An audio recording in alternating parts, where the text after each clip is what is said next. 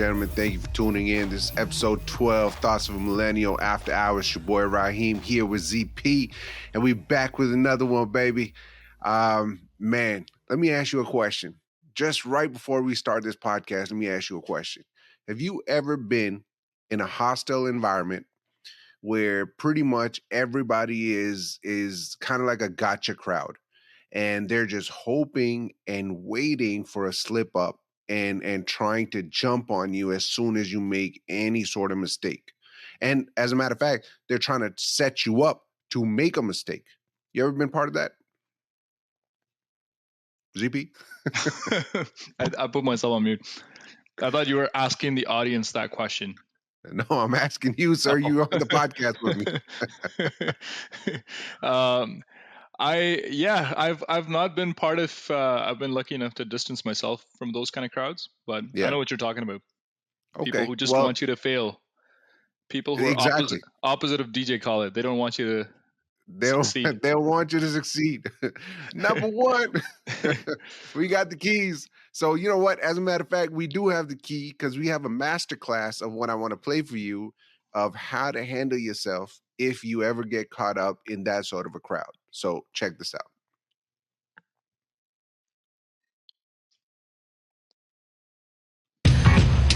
There's the music you need, first of all. That's baby. Hi, Mr. Trump. Rachel Scott. Oh, yeah. Thank you. How are you? How are you? Mr. President, we so appreciate you giving us an hour of your time. I want to start by addressing the elephant in the room, sir. A lot of people did not think it was appropriate for you to be here today. You have pushed false claims about some of your rivals, from Nikki Haley to former President Barack Obama, saying that they were not born in the United States, which is not true. You have told 4 congresswomen of color who were American citizens to go back to where they came from. You have used words like animal and rabid to describe black district attorneys. You've attacked black journalists, calling them a loser, saying the questions that they ask are, quote, stupid and racist. You've had dinner with a white supremacist at your Mar-a-Lago resort. So my question, sir, now that you are asking black supporters to vote for you, why should black voters trust you after you have used language like that? Well, first of all, I don't think I've ever been asked a question in such a horrible manner. First question. You don't even say, hello, how are you? Are you with ABC? Because I think they're a fake news network, a terrible network. And I think it's disgraceful that I came here in good spirit. I love the black population of this country. I've done so much for the black population of this country, including employment, including opportunity zones with Senator Tim Scott of South Carolina, which is one of the greatest programs ever for black workers and black entrepreneurs. I've done so much, and and I say this, historically black colleges and universities were out of money. They were stone cold broke, and I saved them, and I gave them long-term financing, and nobody else was doing it. I think it's a very rude introduction. I don't know exactly why you would do something like that. And let me go a step further. I was invited here, and I was told my opponent, whether it was Biden or Kamala, I was told my opponent was going to be here. It turned out my opponent isn't here. You invited me under false pretense. And then you said, you can't do it with Zoom. Well, where's Zoom? She's going to do it with Zoom, and she's not coming. And then you were half an hour late. Just so we understand, I have too much respect for you to be late. They couldn't get their equipment working, or something was wrong. Mr. President, I would love if you can answer the question on your rhetoric and why you believe that black voters should trust you with another 4 years. I have been the best president for the black population since Abraham Lincoln. That's my answer. Better than President Johnson, who signed the Voting Rights Act? And for you to start off a question and answer period, especially when you're 35 minutes late because you couldn't get your equipment to work, in such a hostile manner, I think it's a disgrace. Let me just ask a follow-up, sir, and then we'll move on to other questions here. Some of your own supporters, including Republicans on Capitol Hill, have... So there you have it, man. That is the masterclass of how you deal with a hostile environment, a hostile reporter. And when you basically have a gotcha crowd or a gotcha panel that you're working against. But you know what this means? This means that Trump is back. He is back in full form. And everybody that was questioning whether he had changed and this and that, and although after the assassination attempt, he had toned everything down, and you saw him at the Republican convention as a almost like a grandfatherly figure. The actual Trump, the one that we all love and find reasons to hate or whatever it is, he's back. My opinion is just, Trump says things that everyone wants to say, but is not, they're not, they don't feel comfortable saying these things out loud because of whatever cancel culture or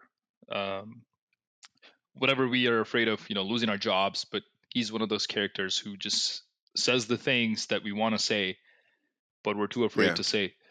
And that's the part we love about Trump, right? Well, absolutely. And, talking about that, he also talks about, further in the video, he talks about Kamala. Actually, let me just play that clip real quick for the audience to see. Here we go. Some of your own supporters, including Republicans on Capitol Hill, have labeled Vice President Kamala Harris, who is the first Black and Asian American woman to serve as vice president and be on a major party ticket, as a DEI hire. Is that acceptable language to you? And will you tell those Republicans and those supporters to stop it? How do you define DEI? Go ahead. How do you define diversity, equity, inclusion? Okay, yeah, go ahead. Is that what your definition? That is give me a definition the words then. Would you give me a definition DEI. of that? Give me a definition. Sir, of I'm that. asking you a question, No, a you very have to direct define question. it. Define it for me, if you would. I just defined it, sir. Do you believe that Vice President Kamala Harris is only on the ticket because she is a Black woman? Well, I can say no. I think it's maybe a little bit different. So I've known her a long time indirectly, not directly very much, and she was always of Indian heritage, and she was only promoting Indian heritage. I didn't know she was Black until a number of years ago when she happened to turn Black, and now she wants to be known as Black. So I don't know, is she Indian or is she Black? She is always identified as a Black woman. She went to a historically Black college. I respect either one, but she obviously doesn't, because she was Indian all the way, and then all of a sudden she made a turn and she became a Black person. Just to be clear, sir, do you believe that she is? I think somebody should look into that too when you ask, continue in a very hostile, nasty tone. It's a direct question. That is just too funny. That is classic Trump. But he's not wrong, though. And then, he's not wrong. No, he's not wrong. All of a sudden, she took a turn.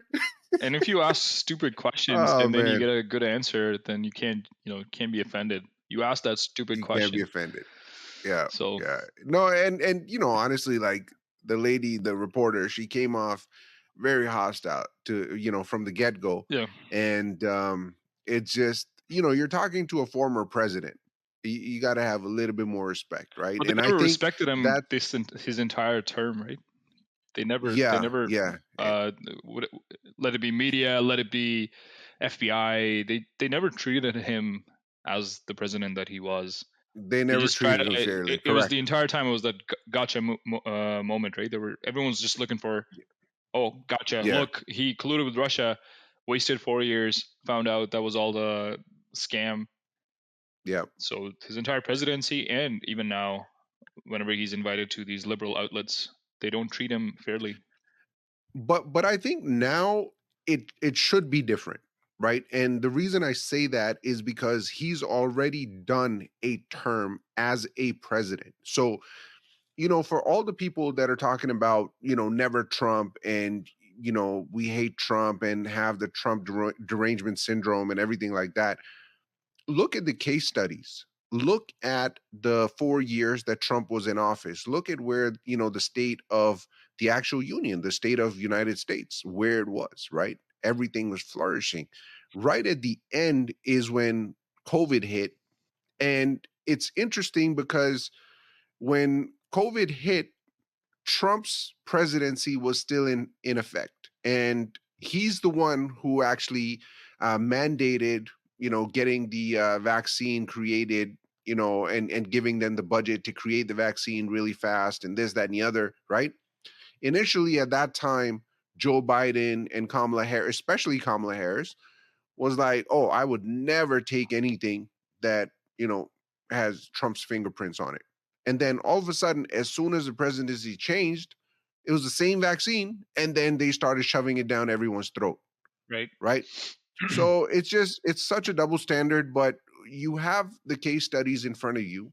Look at where the economy was, look at how people were feeling while they were, going through a Trump presidency. I mean, the morale of everything was, ultimately high.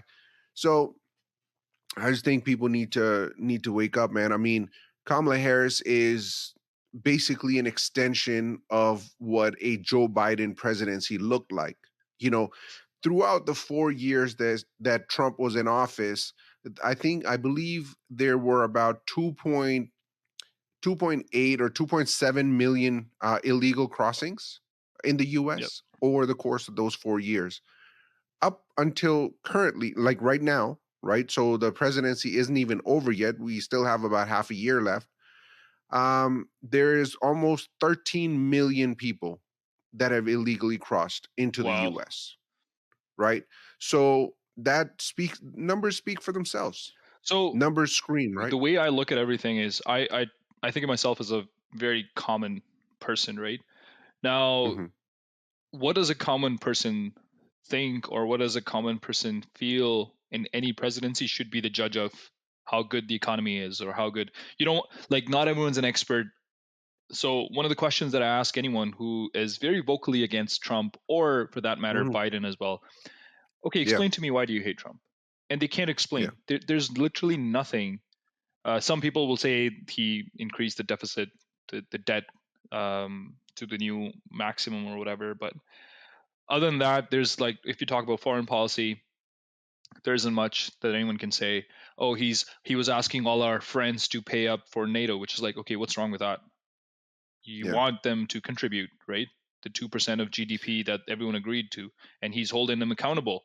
Would you not want that? But I think you're talking about maybe 1% of the population that would actually have those type of responses. Most of the people, when you ask them, why is it that you hate Trump? It's simply because, well, he's a racist, he's a bigot, he's just this, he's that, right? Generalized statements, very generalized statements, no specific examples.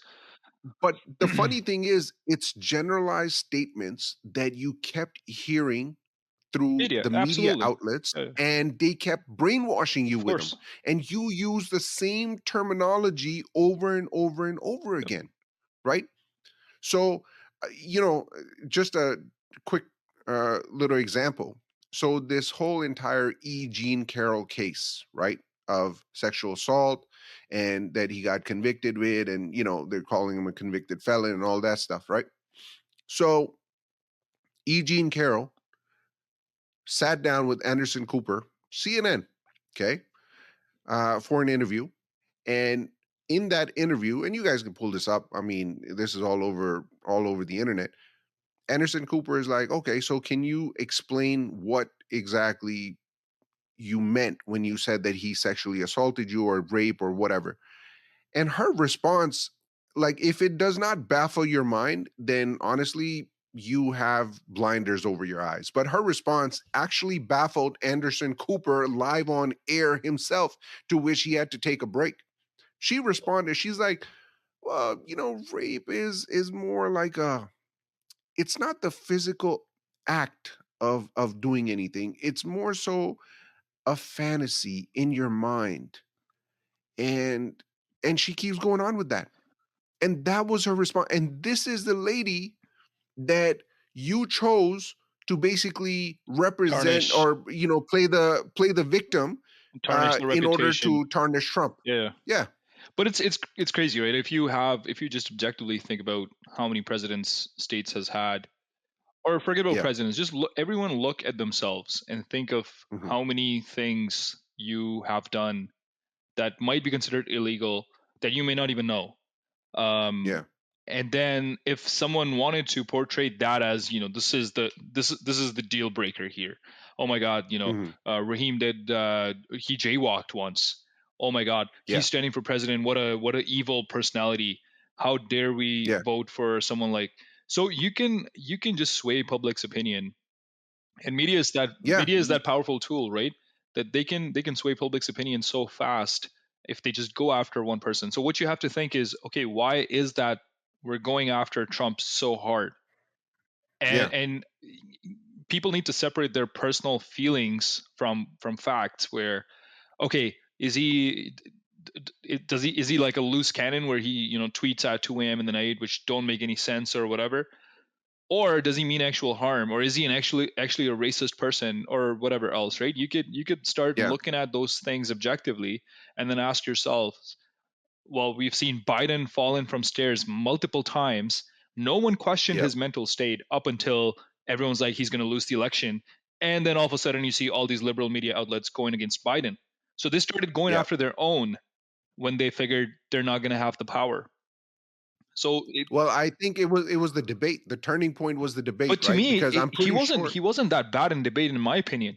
He has had worst, whatever you want to call it, like impairments, speech impairments, or physical impairments, like him falling off a stand-in bike, him falling off the stairs, him.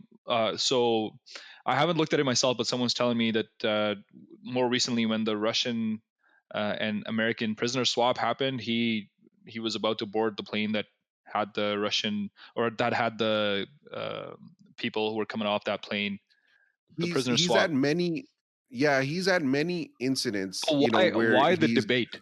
Like, to me, debate was actually better than his presidency. No. So I don't know if you actually saw the entire debate in its entirety or not.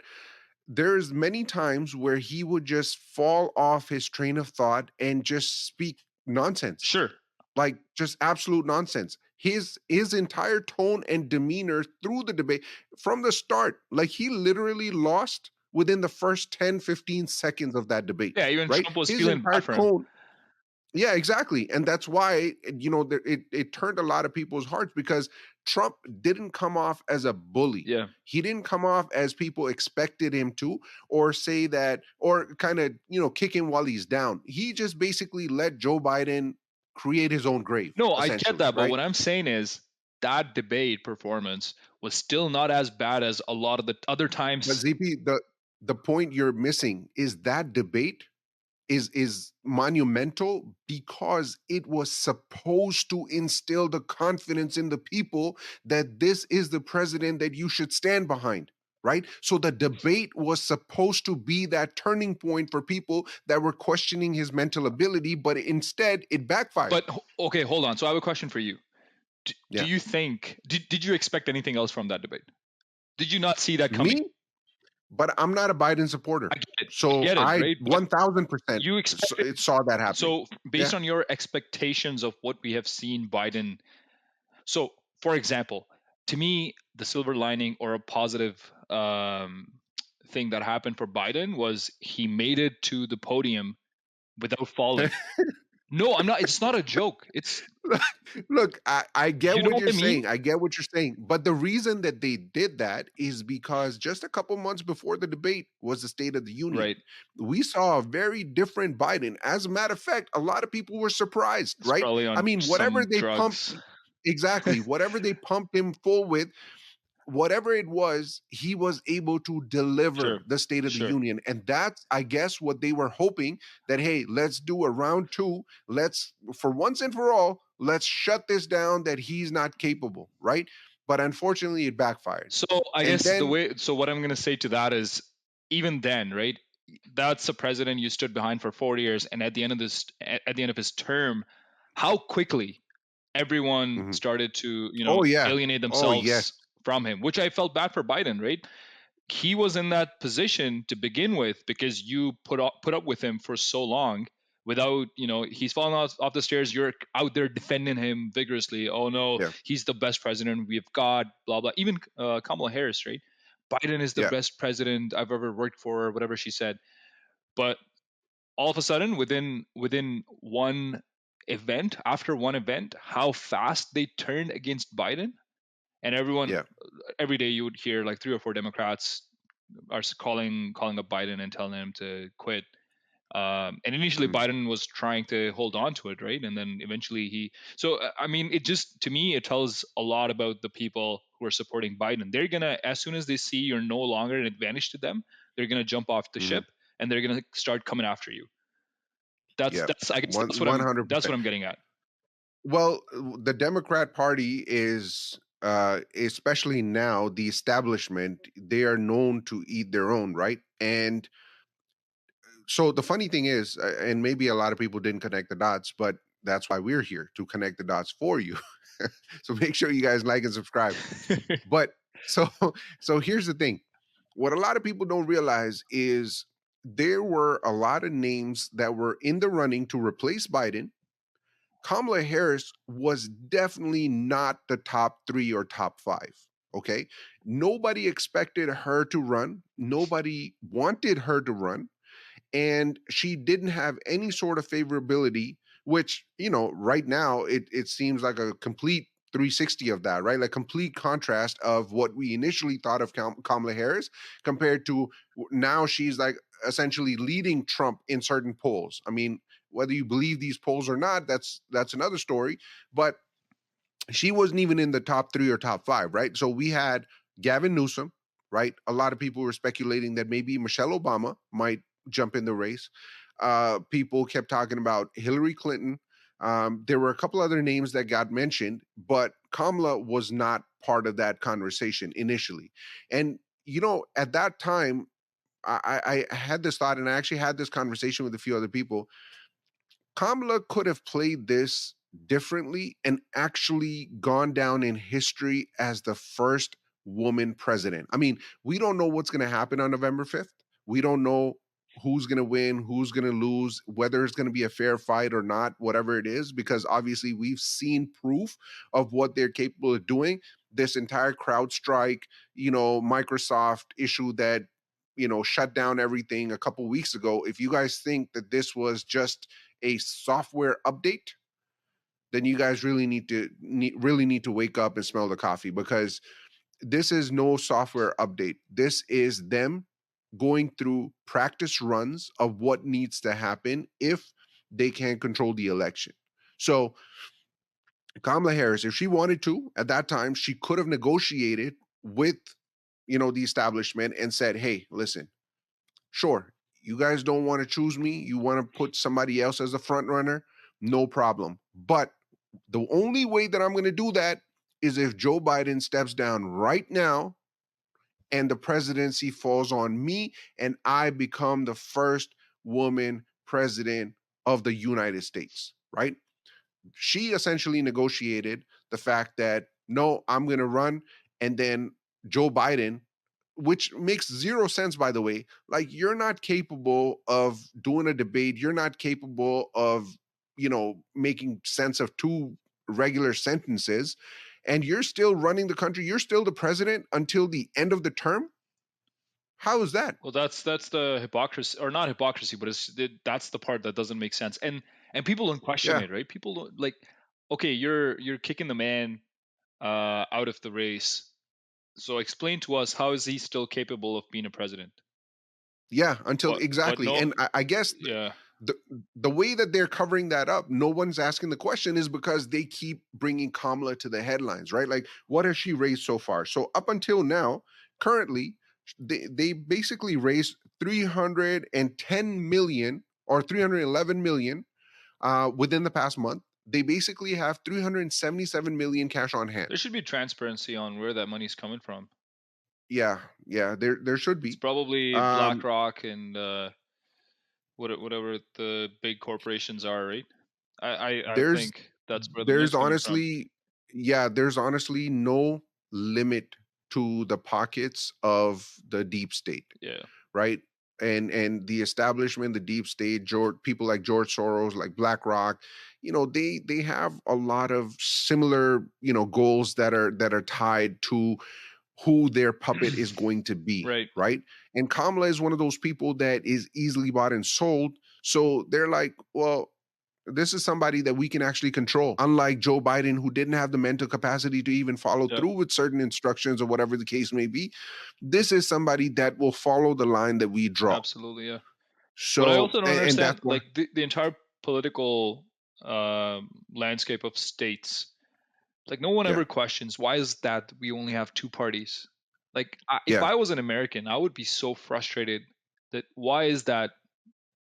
Like I'll be honest, I don't fully agree with Trump. I don't fully agree with Republicans or Democrats for that matter. There's no third voice. This is it.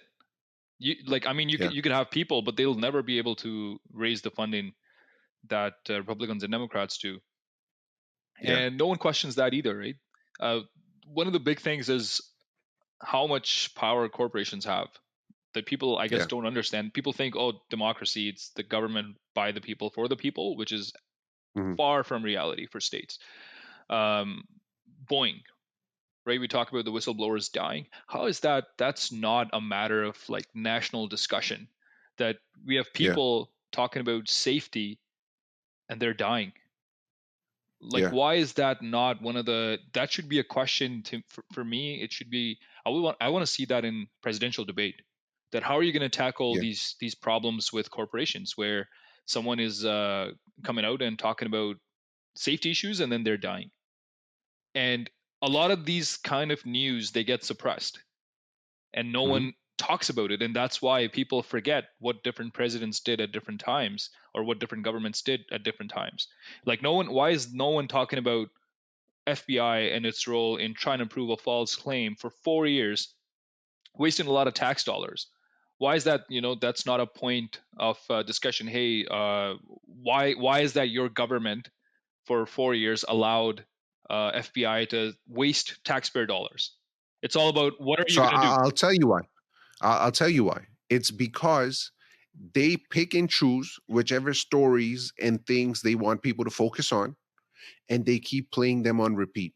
And the average person that's going to work 9 to 5, 10 to 6, whatever it may be, doesn't have the wherewithal or the capacity after their job, sitting in traffic, paying all the bills, worrying about inflation, to worry about, well, what happened here? What about this? What was going on with Boeing? It's all about, okay, let me just turn on the news for 10, 20, 30 minutes. These are the headlines they keep repeating. I'm hearing the same thing for the past 3-4 days. I'm going to start believing it. Right. And here's the other thing to answer your question. Why is there not a third party? How many Donald Trumps are there? One, right? One of one. How many Elon Musks are there? One of one, right? How many Mark Zuckerbergs are there? One of one. My point is that there is a limited amount of people on this planet that are born to be leaders, to separate themselves from the pack. The rest of us, we like, it's not that we have this herd mentality, but we kind of sort of do, right? We like to belong to something. So if you're living in a Democratic neighborhood, more than likely, most of your family is going to have Democratic values. Why? Because everybody around you is talking and preaching the same exact thing. So you start believing it. You might be right there, and I guess that's the frustration point for me. Where how are people not questioning what's going on around them? How are they just like accepting these values or accepting whatever's being told on the media, right? Well, it's as simple as asking this question, right? It's as simple as asking this question: how can any reasonable individual with even a small amount of common sense, how can a reasonable individual basically say that it is okay for children that don't have the wherewithal to convert and transform themselves into something else that has no turning back to it, right? I'm talking about gender transitioning. How has half of the country, everybody that supports Democrats, how have they just completely accepted this fact? How has that happened? So again, it's just, whatever answers you're giving me, that's the same thing here, right? Media has brainwashed people into this new heightened sense of morality and, being ethical of, we have to allow kids to be able to choose for themselves and not backed studies. So if you go to UK, I think UK is way ahead of America in this regard, where they have banned all these gender transforming medicines for underage, under the legal. They put some sort of age beyond the legal age. 18 years or whatever. So you can't do that in UK now, which is for some of the Western countries. I think that's the right first step to take. And 100%. I mean, how can you limit? Yeah, how can you limit kids from smoking? Until you're 18, you're not allowed to smoke. Drinking, you're not allowed to drink. 18, 21, whatever the age may be. But one of the biggest decisions of your entire life that will affect your entire life, to transition yourself, even if you're 10, 12, 13. And you know what? As a matter of fact, as an added bonus, we won't tell your parents. Oh, yeah. As soon as somebody says we won't tell your parents, you got to know something doesn't smell right. Yeah. Something does not add up. So, well, someone said if you can't procreate, you recruit or something. There's a catchphrase there. If you can't procreate, you recruit instead. Yep. So and that's what the LGBTQ community is doing, right? That's why all these videos come out of them grooming kids, right? I mean, how despicable. My opinion. You can disagree with me all you want, and you know what? If you do disagree, put it in the comments. How despicable was the opening to the Olympics ceremony, right? And in Paris 2024. You know what the good thing though is? A lot of people agree that it was garbage. And a lot of people are comparing that to the opening ceremony in Russia and China. And you could very clearly see the difference. For this Olympic opening ceremony, it's like, why do you got to go and make it so that it's confusing? Now you could be religious, non-religious, whatever your audience are, no judgments, but why do you have to bring some sort of religious touch to it and then mock it? Why can't you just leave it alone, right? The whole time, the liberal crowd or the non-religious crowd, I guess, they wanted freedom from religion. So you've gotten that. And then now you're basically doing what you accused religion of doing, but to you guys before, which is, control them or mock them or, so anyway, that's just long story short. Like, I didn't understand. There was some weird symbolism going on in the opening ceremony. Like, what happened to just going with your country's team, flying your flag, feeling proud, and then have some cool things about the French culture that you can show. Why do you have to go and the good thing though is a lot of people agreed that it was one of the worst opening ceremonies that they've ever seen. So that's the part that gives me confidence that, the entire earth hasn't gone rogue. Well, while the ceremony was going on, President Macron, he tweeted that this is Paris in a very proud manner, which sort of is in line with what Candace Owens was talking about, him being married to a man instead of his wife being a woman, right? So I can now connect the dots and see that, maybe there might be some actual truth to that, because if you are looking at that ceremony and you are proud of what that represents, I just don't know where your values lie. I just don't get it, because, me growing up, and this is just my personal experience, but growing up, whenever the Olympics were on, it was like a family thing, right? We'd get together. Oh man, Olympics are on TV. Let's get together. And you're feeling proud of your country's performance, and the opening would be like crazy fireworks or some like crazy martial arts, like something that tells you something memorable. This is what humans are capable of, right? This crazy physical strength or demonstration of synchronized performances. It used to be very cool, and as you said, like, you would love to watch it with your family, be proud of what sports my country is going to participate in, and how many medals, who's going to win what. That kind of stuff was prevalent, but now it's, I don't know. After that ceremony, I didn't even want to watch Olympics, and I'm not watching Olympics this year. I think a lot of people share that sentiment. I mean, how could you have kids? Because now you don't know when any of this is just going to pop right up, right? So if you had kids that were watching the Olympics or opening ceremony and everything, you had to basically like, hey guys, cover your eyes, your ears. Like this, you can't see this. This is not family friendly G anymore. rated. This is not general. Yeah. And the crazy thing is, I don't know if you saw the actual footage or any of the pictures. There's kids on stage with guys that have their genitalia hanging out. Wow. No, yeah. This is how thankfully despicable. I didn't watch any of this. I stayed away. It's good decision. It's absolutely 1,000%, man. So that's where it is. We might have another guest joining us. Boy Amir. Let's just check in on him, see if he's around. Give me a second. What's up, buddy? Hey, man. How you guys doing? We're right in the podcast. You joined us at the right time, buddy.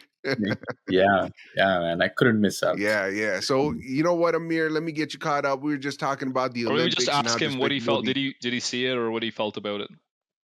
Oh yeah. Did you watch the Olympics opening ceremony or any of the videos pertaining to it? So I haven't seen the opening ceremony, but I have been following. Yeah. And yeah, it's pretty good so far. Not completely keeping up with it, but watching the news, whatever the news is telling us. Because you haven't seen the opening ceremony, this is why you have this opinion. If you had seen the opening ceremony, buddy, I think your opinion would be very different. Yeah, see, I always come in late to the party, right? So all the good stuff. So we got one good opinion about the opening ceremony. There you go. It's 2-1. You can't say that we're not equal opportunity providers, right? So, glad I could help. Yeah, man. So, but yeah, I mean, I don't know. It's despicable, but also to add on to that, I mean, look at all the headlines that are coming out of Paris, right? Olympians, they're having their stuff stolen.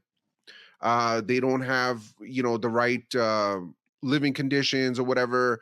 The swimmers that are supposed to be swimming in shitty water, River Seine, yeah, they're swimming in shitty water. It's filled with E. coli. Oh, you know what I mean? Like people are like dumping garbage in River Seine, right?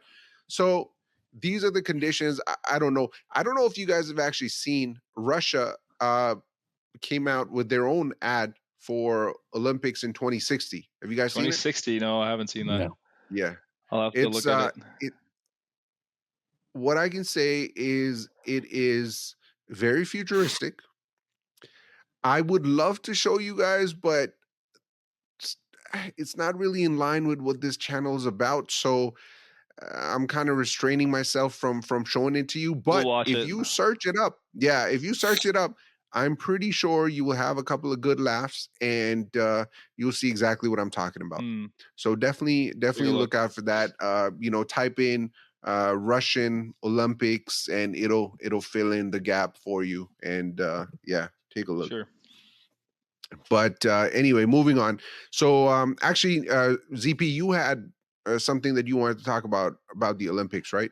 Oh, the only thing that caught my attention was this boxer from Algeria. So in the female category, it's when I first saw it, it's like one of those stories like we don't know. So I'll tell you what the story is, and then maybe I'll tell you my own confusion around it. So It started with this boxer. So last year, so this Algerian boxer, Iman something, whatever her name is. So IBA, International Boxing Association, in 2023, I believe, they disqualified this boxer on the basis of her having XY male chromosomes. But IBA is not overseeing the criteria for being eligible in female category this year at Olympics. So there was some confusion around, okay, if she's a male or if she's a female, but a lot of the outlets right away, including, the Italian Prime Minister, the writer of the Harry Potter series, she's very vocal about this whole transgender issue. She's against it. So a lot of these people came out and said, why is a male allowed to box? But then after that, so I was kind of on the same page. I was like, yeah, like, males shouldn't be allowed to fight. But then after that, there was a lot of conversation who were talking about how this Algerian boxer is actually a female. She has all the female traits, characteristics, but that XY chromosome test either was flawed. Yeah, that's the one. So anyway, this definitely does not look like a female, man. I was of the same impression, but then I don't know. Yeah. That's where I was gonna say, like, that's where I'm a little confused, because there's an equal crowd who's supporting her, and saying that she's actually a female. Maybe there's some flaw in that test, or maybe she was born with a rare genetic condition where your test results come out as XY chromosomes, which is a male trait.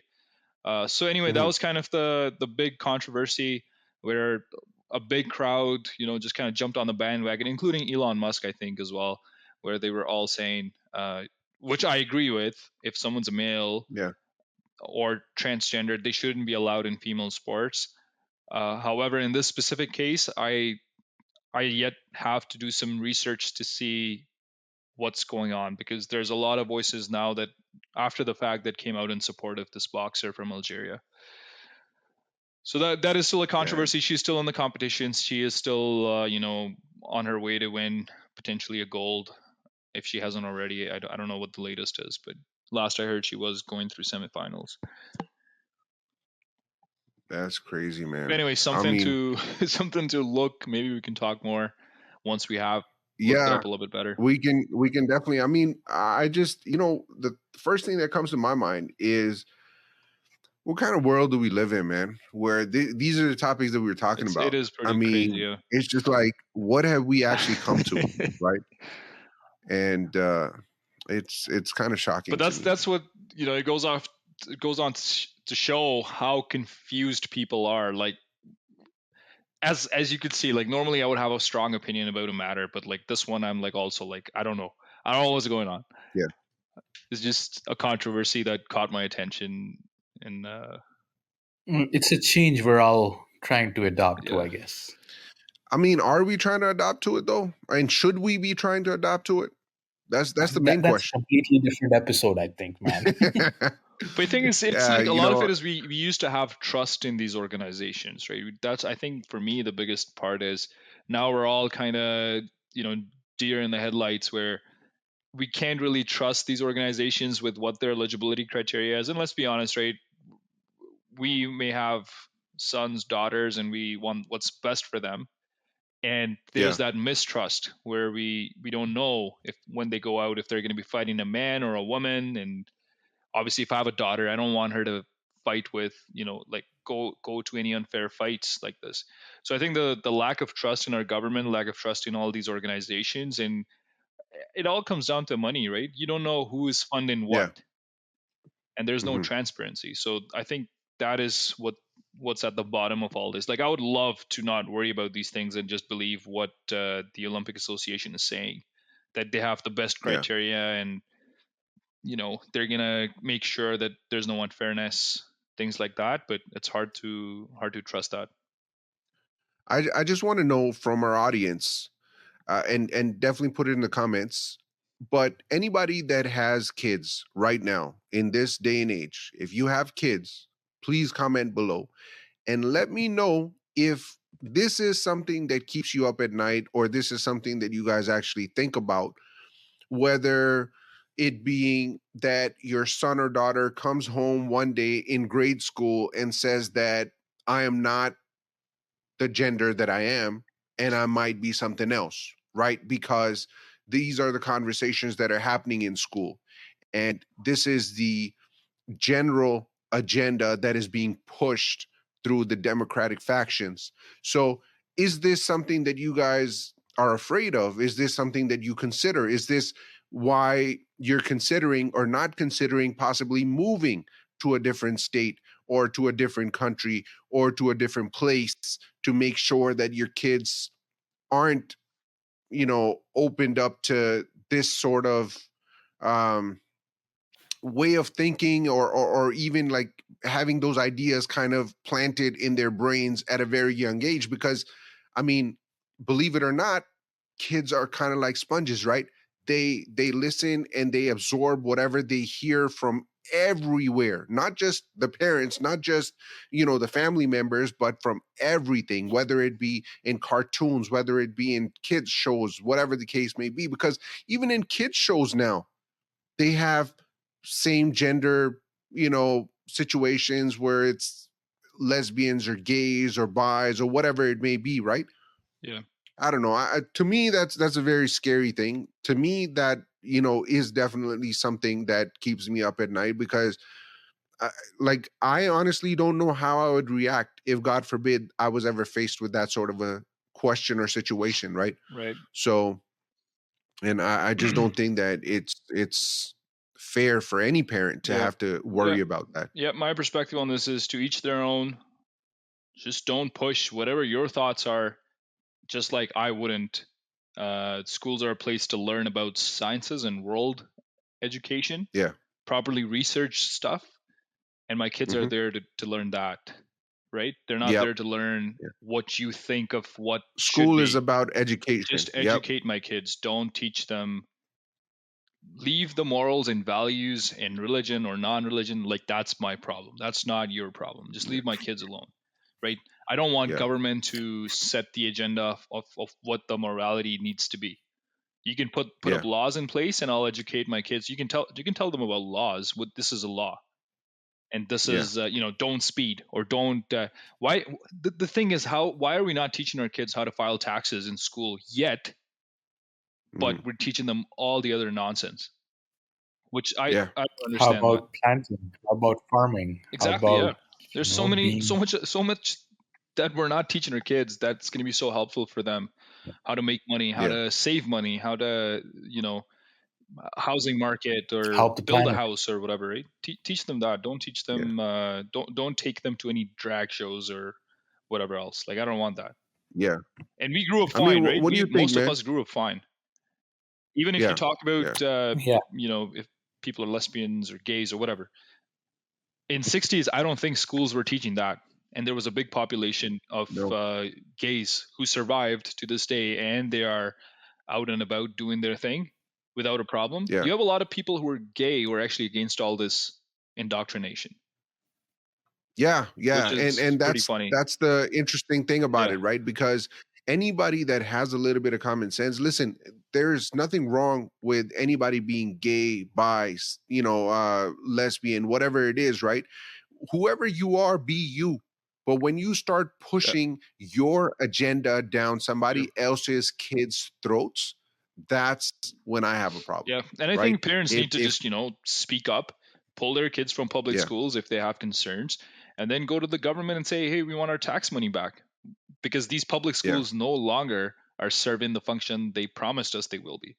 And just get your money back from the government. Get a tax break. Hey, we're going to homeschool our kids. We want the money back. Why are we paying for a school that we're not going to send our kids to? And then you'll see very fast how things will reset themselves and go back to the old times. Amir, what is your experience with this, man? You're a family man. You have kids. What have you thought about this? And is this something that keeps you up at night?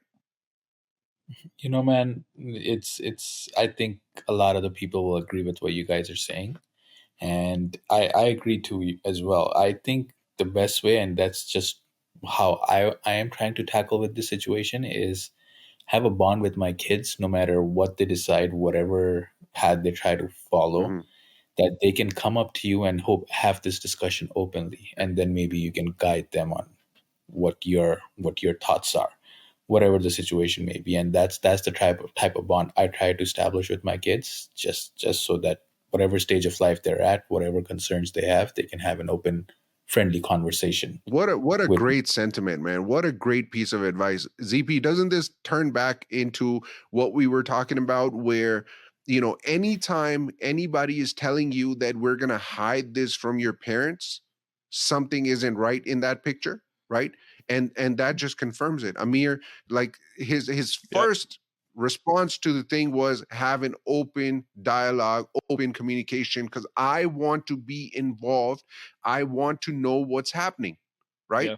And when you try to keep parents in the dark with all these different acts and laws that you pass, that, Secrecy Act, or not secrecy, but, not basically telling the parents that your kid is going through transition when they're in grade school, that's ridiculous.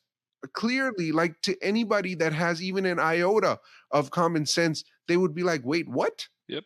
Kids, the thing that I'm glad it's not, going in that direction anymore. I feel like a lot of people are speaking up about this.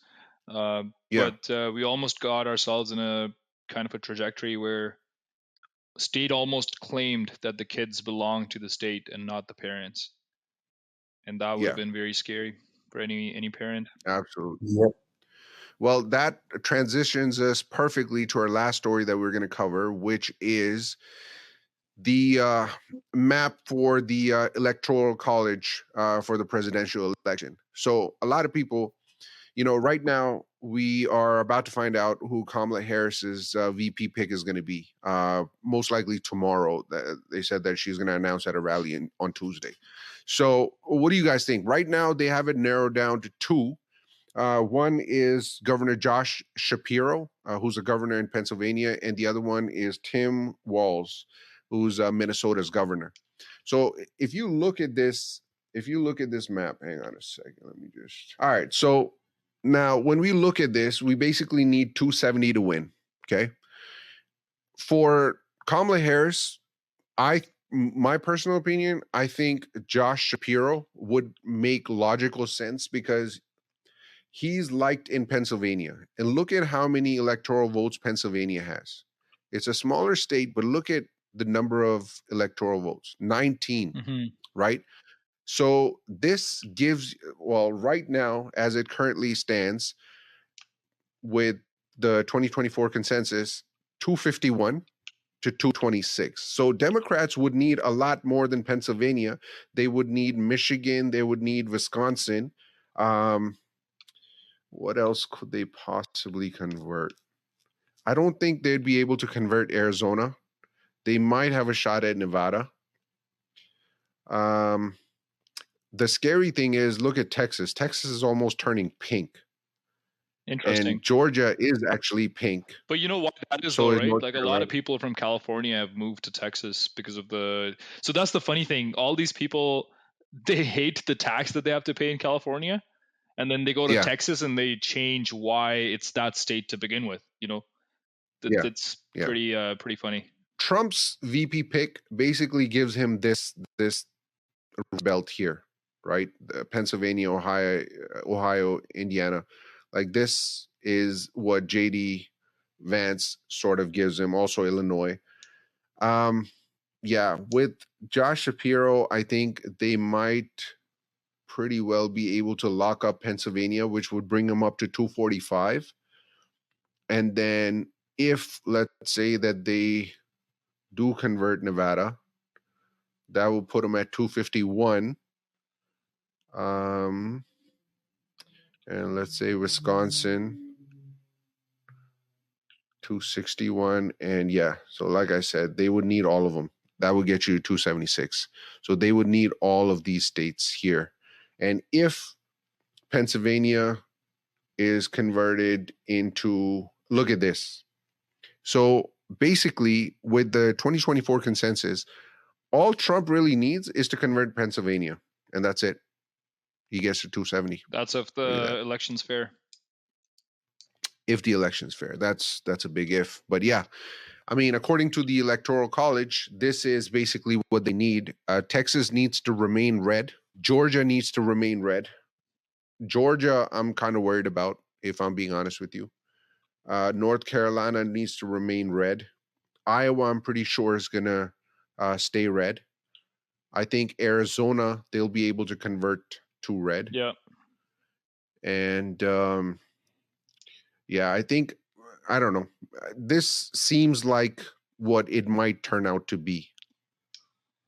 But it's anyone's guess as to, because, I mean, the reality is there's a lot of election interference that we've already seen happen, right?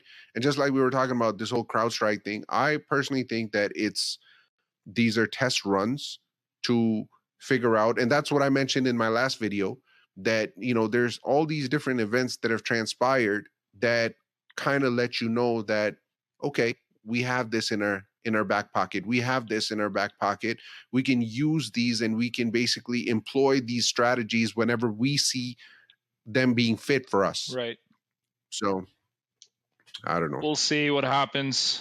It's I think if Biden stayed in the race and if he had won, it would be very hard to explain why Biden won. So I think now with Kamala, even if she's not going to win, but because of any unfairness or anything like that, if she wins, it would be a lot easier to explain why she won. I think that's another angle.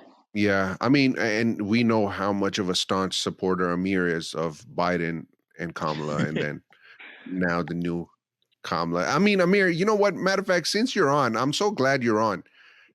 My question to you is she Indian or is she black? Hey, man, I think you know better than I do. So, oh man, I can't get over Trump's response. That's so funny. But yeah. No, man. Yeah, I also think we need to see a change. So I feel Trump may be a good choice for you. What? But that's just. We've converted him. If you recall my episodes from the past, I mentioned the same thing even in the past. I think you were always indifferent, and now I think you're kind of leaning more, I guess, towards Trump. Honestly, as I said, I think Trump, with Trump, at least you know what you're getting. So that's the positive part. But at the end of the day, U.S. is a mess. The politics there is always a mess. So it's pretty dirty in the U.S., right? Yeah. You could die if you get too close to the truth. Yeah. That's why you stay behind the lines, you don't cross that line. And that's why you don't become a whistleblower for Boeing. I mean, I'm just putting that out there, man. Like, that's it. Don't kill the messenger. Yeah. Yep. But yeah.